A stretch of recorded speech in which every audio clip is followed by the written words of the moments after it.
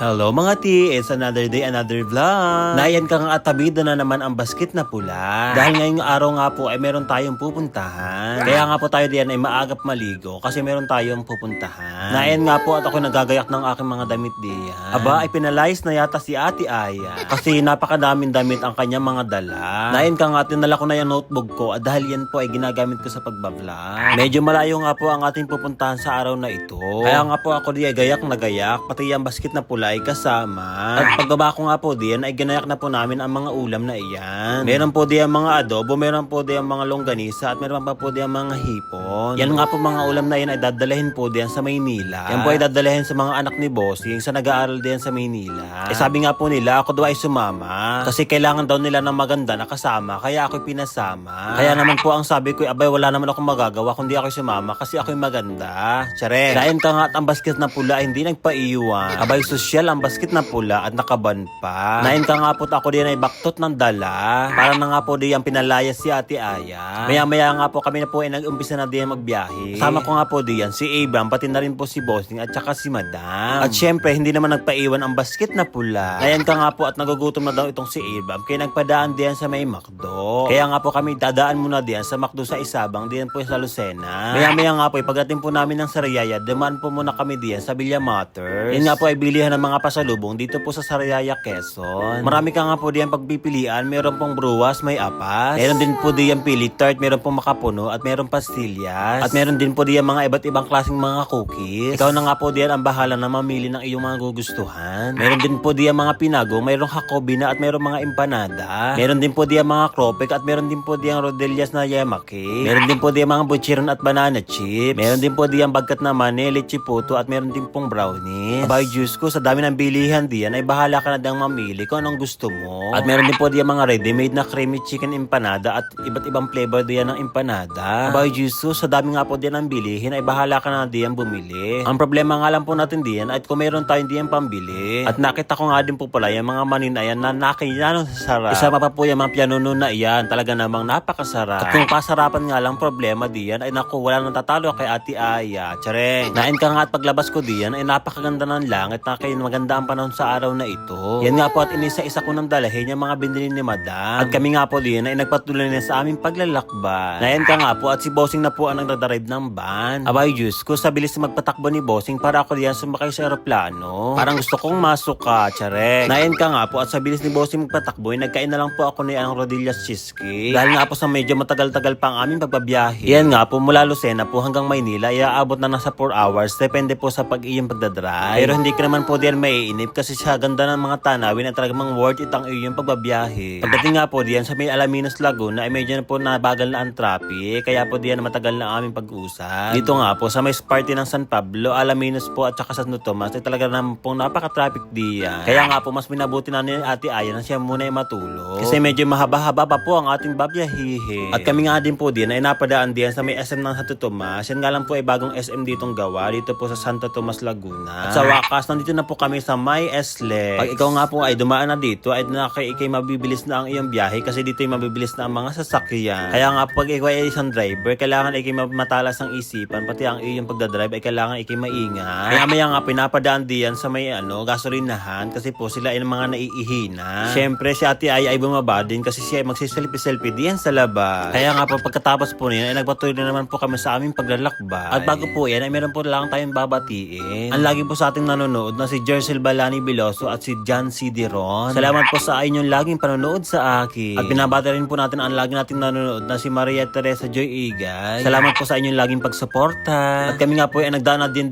sa may Skyway. At maya-maya nga po, aba ay nakikita ko na ang matataas na building. Yun nga po ay yaron tataas at naka naman ay napakagandang tingnan. Naalala ko po tuloy diyan ako maliit pa. Siyempre pag taga-probinsya ka at taga-isla, ikaw ay bibihira diyan sa malalaking building. Kaya pag ikaw ay napatungtong diyan sa kamay nila, ang talaga naman ikay mababa no. Yung tipong pa ikaw ay nakasakay diyan sa sakyan, ay kinakatingala na lang diyan sa labas. Kasi nga ikay ma-amaze diyan sa tataas ng mga building. Kaya Kaya nga po kaswerte na lang din ang mga pinapanak dito sa mga syudad. Kasi dito na sila lalaki, hindi na sila mababano. Nakatulad namin yung mga taga-isla. Hindi ko naman po nila lahat ng taga-isla ay nababano. Sadya meron lang talaga mga kapuspalad din ng mga tao na talaga hindi nakakapunta dito sa Kamaynilaan. At syempre yung iba po na biyahe diyan ay talaga naman kailangan magdala ng plastic. Kasi meron pong taong mga mahihiluhin, talaga makailangan din magdala ng plastic kasi magsusuka. Maya-maya nga po meron ako nakita diyan malaking building na meron plangganang malaki diyan sa ibaba. By Diyos ko ay nabano na nga si Ate Aya. Tsareng. Hanggang sa yan na nga po nakarating na po kami sa tinitirahan ng anak ni Bossing at saka ni Badang. Abay Diyos ko ay kayo maghahagdanan sa ikatlong palapa. Abay Diyos ko pag ikaw naman talaga diyan ay mahina ang tuhod ay kayo mahahalahan. At maya-maya nga po meron silang pinuntahan kaya po ako din ay nagpaiwan na lamang. At sabi ko nga po ako mag-iimpis na lang diyan. Mas mabuti pa. Hanggang dito na lang po ang ating pagbablog. Lagi po kayo manonood sa mga video ni Ate Aya, mga ti. Salamat mga ti. Bye-bye mga ti.